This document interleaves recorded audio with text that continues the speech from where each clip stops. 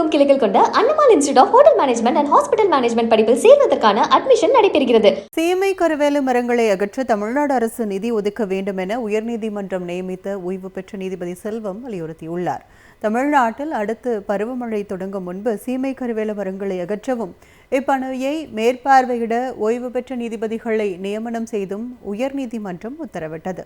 அதன் அடிப்படையில் சிவகங்கை மாவட்டத்தில் நிலத்தடி நீர்மட்டத்தை குறைக்கும் மற்றும் சுற்றுச்சூழலுக்கு பாதிப்பை ஏற்படுத்தும் சீமை கருவேல மரங்களை வேருடன் அகற்றும் பணி நடந்து வருகிறது. தனியார் பட்டா விளை நிலங்களுக்கு அருகில் உள்ள சீமை கருவேல மரங்களை தாமாக முன்வந்து அகற்ற வேண்டும் என்று உயர்நீதிமன்ற குழு அறிவுறுத்தியுள்ளது.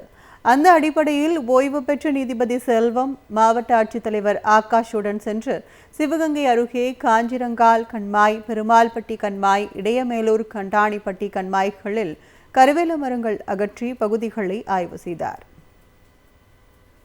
சென்னை உயர்நீதிமன்ற உத்தரப்படி இப்போ 3 மாவட்டங்களில் ஆய்வு செஞ்சுக்கிட்டு வர்றேன். பட்டா நிலங்கள்லாம் இன்னும் அப்படியே இருக்குது. அவங்க ஒத்துழைப்பு கொடுத்து அவங்களும் அதை எடுக்கணும். மேலே ஒவ்வொரு மாவட்டத்துக்கும் தமிழ்நாடு அரசு 5 கோடி ரூபாய் இனிஷியலாக கொடுக்கணும். அப்போ கொடுத்த பணம் இருந்தால் தான் அதை எடுக்க முடியும். இந்த சீமைக்கருவை எடுக்கிற சம்மந்தமாக தமிழ்நாடு அரசு அல்லது தமிழக முதல்வரோ இதுக்கு நிதி ஒதுக்கணும் தான் எனக்கு தெரியல. ஒவ்வொரு மாவட்டத்துக்கும் தமிழ்நாடு அரசும் தமிழக முதல்வரும் 5 கோடி ரூபா நிதி ஒதுக்கினாதான் இந்த சீமைக்கருவையை முற்றிலுமாக அகற்ற இயலும். சீமைக்கருவை என்பது மனித உடம்புக்கு புற்றுநோய் எவ்வளவு கெடுதலானதோ அதே மாதிரி சீமைக்கருவை என்பது மண்ணுக்கு மிக மிக கெடுதலானது. சீமை கருவேல மரங்களை அகற்ற தமிழ்நாடு அரசு நிதி ஒதுக்க வேண்டும் என உயர்நீதிமன்றம் நியமித்த ஓய்வு பெற்ற நீதிபதி செல்வம் வலியுறுத்தியுள்ளார். தமிழ்நாட்டில் அடுத்து பருவமழை தொடங்கும் முன்பு சீமை கருவேல மரங்களை அகற்றவும் இப்பணியை மேற்பார்வையிட ஓய்வு பெற்ற நீதிபதிகளை நியமனம் செய்தும் உயர்நீதிமன்றம் உத்தரவிட்டது.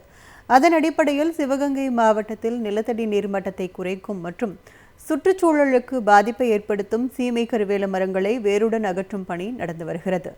தனியார் பட்டா விளை நிலங்களுக்கு அருகில் உள்ள சீமை கருவேல மரங்களை தாமாக முன்வந்து அகற்ற வேண்டும் என்று உயர்நீதிமன்ற குழு அறிவுறுத்தியுள்ளது. அந்த அடிப்படையில் ஓய்வு பெற்ற நீதிபதி செல்வம் மாவட்ட ஆட்சித்தலைவர் ஆகாஷுடன் சென்று சிவகங்கை அருகே காஞ்சிரங்கால் கண்மாய், பெருமாள்பட்டி கண்மாய், இடையமேலூர் கண்டாணிப்பட்டி கண்மாய்களில் கருவேல மரங்கள் அகற்றி பகுதிகளை ஆய்வு செய்தார். சென்னை உயர்நீதிமன்ற உத்தரப்படி இப்போ 3 மாவட்டங்களில் ஆய்வு செஞ்சுக்கிட்டு வர்றேன். பட்டா நிலங்கள்லாம் இன்னும் அப்படியே இருக்குது. அவங்க ஒத்துழைப்பு கொடுத்து அவங்களும் அதை எடுக்கணும். மேலே ஒவ்வொரு மாவட்டத்துக்கும் தமிழ்நாடு அரசு 5 கோடி ரூபாய் இனிஷியலாக கொடுக்கணும். அப்போ கொடுத்த பணம் இருந்தால் தான் அதை எடுக்க முடியும். இந்த சீமைக்கருவை எடுக்கிற சம்மந்தமாக தமிழ்நாடு அரசு அல்லது தமிழக முதல்வரோ இதுக்கு நிதி ஒதுக்கணும் தான் எனக்கு தெரியல. ஒவ்வொரு மாவட்டத்துக்கும் தமிழ்நாடு அரசும் தமிழக முதல்வரும் 5 கோடி ரூபா நிதி ஒதுக்கினாதான் இந்த சீமைக்கருவையை முற்றிலுமாக அகற்ற இயலும். சீமைக்கருவை என்பது மனித உடம்புக்கு புற்றுநோய் எவ்வளவு கெடுதலானதோ அதே மாதிரி சீமைக்கருவை என்பது மண்ணுக்கு மிக மிக கெடுதலானது. தமிழகமெங்கும் கிளைகள் கொண்ட Annamal institute of hotel management and hospital management படிப்பில் சேர்வதற்கான அட்மிஷன் நடைபெறுகிறது.